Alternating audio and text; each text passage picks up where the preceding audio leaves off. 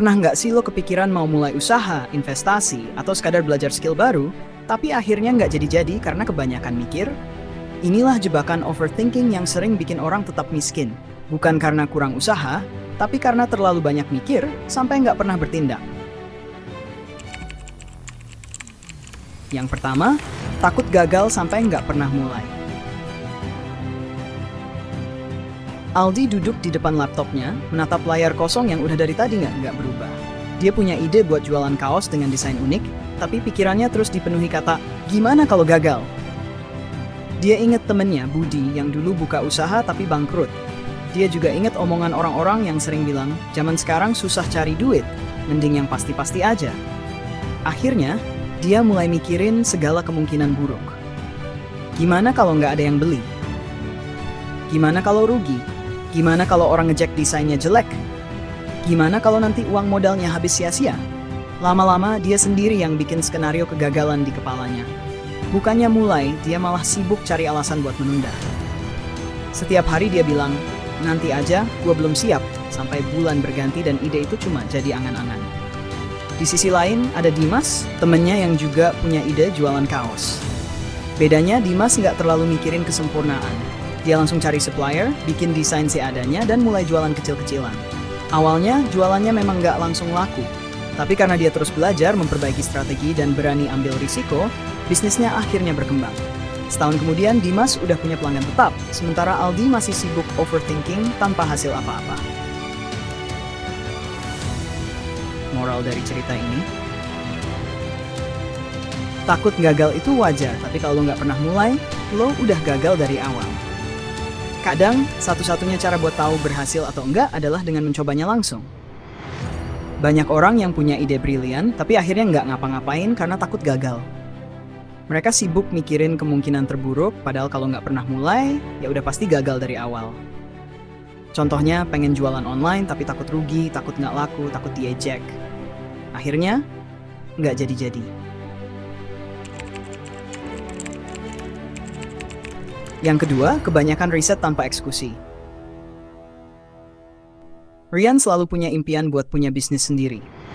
Setiap hari dia nonton video tentang bisnis, baca buku soal strategi marketing, ikut webinar tentang jualan online, bahkan gabung komunitas pebisnis.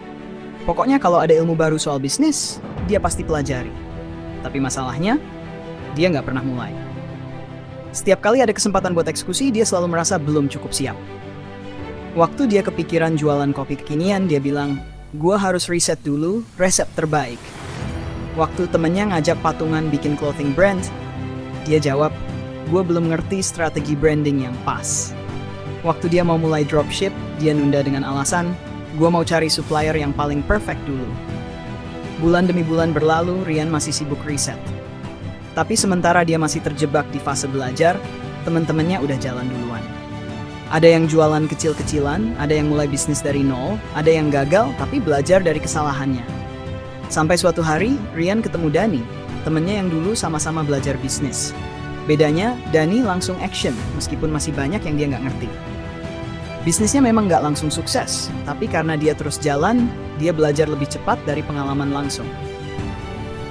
Dani ketawa dan bilang, lo udah belajar banyak, tapi kapan mulai? Percuma ngerti semuanya kalau nggak pernah dipraktekin.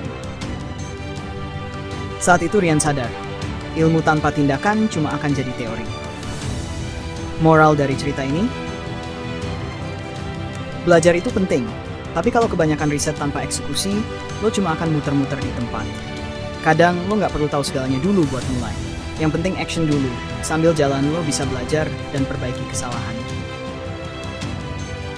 Belajar itu penting, tapi kalau kebanyakan riset tanpa action, ya sama aja bohong. Misalnya ada orang yang pengen investasi, baca buku, ikut webinar, nonton video edukasi, tapi bertahun-tahun cuma belajar doang tanpa pernah mulai. Hasilnya, nggak ada yang berubah.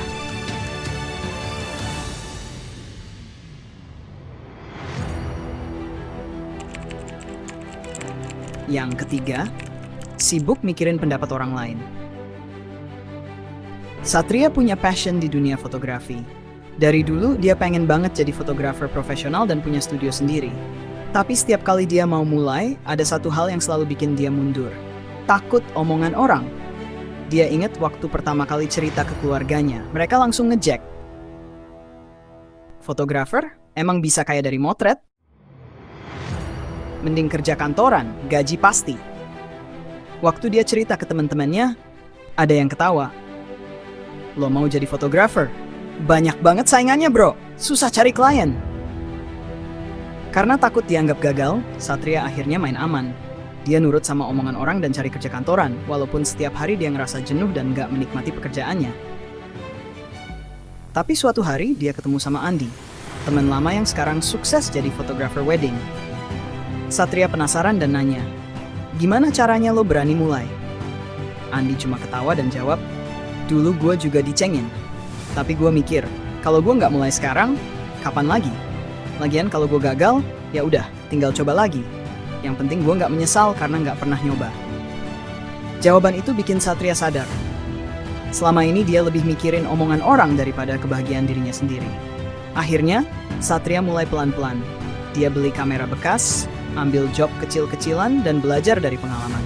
Ternyata, meskipun banyak orang meragukan dia, ada juga yang mendukung. Moral dari cerita ini, kalau lo sibuk mikirin pendapat orang lain, lo nggak akan pernah maju. Omongan mereka nggak bisa bayar hidup lo, tapi waktu yang lo buang karena takut melangkah, nggak akan bisa lo balikin lagi.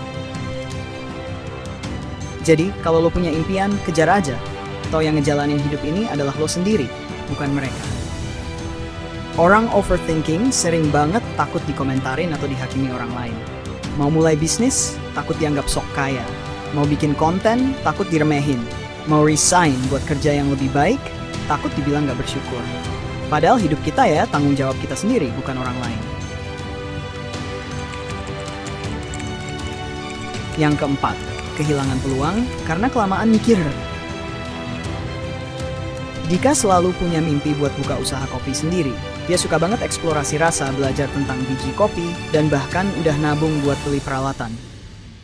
Tapi ada satu masalah besar, dia kebanyakan mikir. Setiap kali dia mau mulai, selalu ada alasan buat nunda. Nanti dulu deh, takut nggak laku.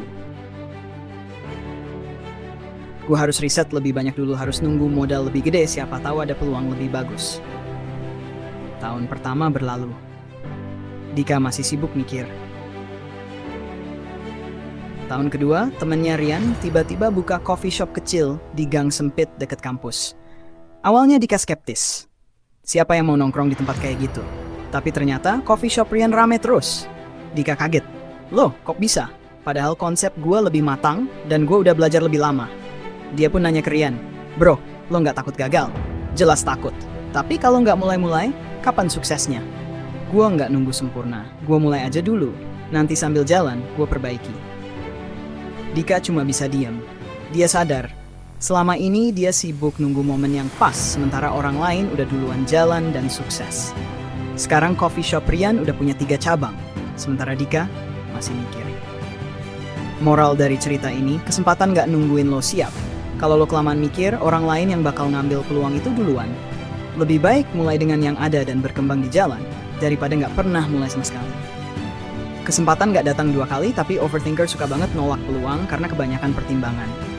Misalnya ada tawaran kerja bagus, tapi mereka mikir berbulan-bulan sampai akhirnya kesempatan itu diambil orang lain.